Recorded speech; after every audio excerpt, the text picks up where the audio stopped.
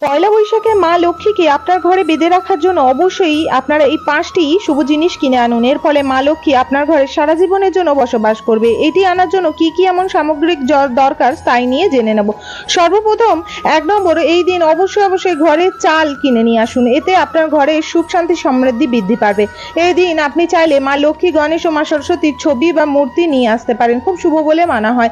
এই দিন অবশ্যই কড়ি, গুমতি চক্র, কমল বীজ বা কমল দানা, যেটি পদ্ম ফুলের দানা, এটি কিনে নিয়ে আসতে পারেন। এটি সংসারের আয় উন্নতি ও অর্থনৈতিক উন্নতি বাড়ায়, সৌভাগ্য বৃদ্ধি বাড়ায়। এই দিন অবশ্যই আপনারা হলুদ কিনে নিয়ে আসবেন এবং হলুদ কিনে আনা অতি শুভ বলে মান্য করা হয়। এদিন অবশ্যই ধনে কিনে আনবেন। ধনে কিনা অনেক শুভ ও সৌভাগ্যের প্রতীক বলে মান্য করা হয় এবং এগুলো সব নিয়ে এসে মা লক্ষ্মীর পূজাতে অবশ্যই ব্যবহার করতে হবে। এই দিন অবশ্যই আপনারা নারকেল কিনে এনে মা লক্ষ্মীর সামনে দেবেন। এটি শ্রীফল বলে, যেটি ঘরের লক্ষ্মীর শ্রী বজায় রাখে।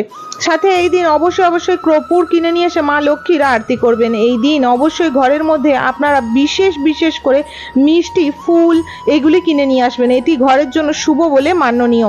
এই দিন সন্ধ্যেবেলা অবশ্যই ধুনো অবশ্যই মা লক্ষ্মীকে দেখাবেন। সাথে এই দিন আপনারা বিশেষ করে যদি পারেন তাহলে অবশ্যই কচ্ছপ বা হাতির ছবি বা হাতির মূর্তি কিনে নিয়ে আসতে পারেন।